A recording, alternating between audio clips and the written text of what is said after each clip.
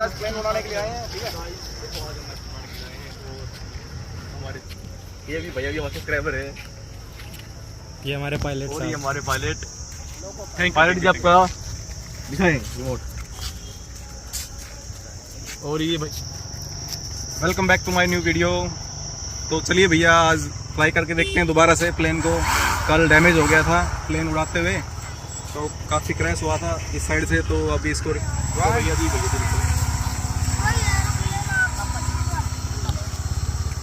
One, two, three.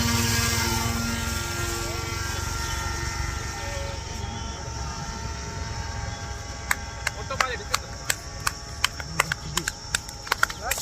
Clapping.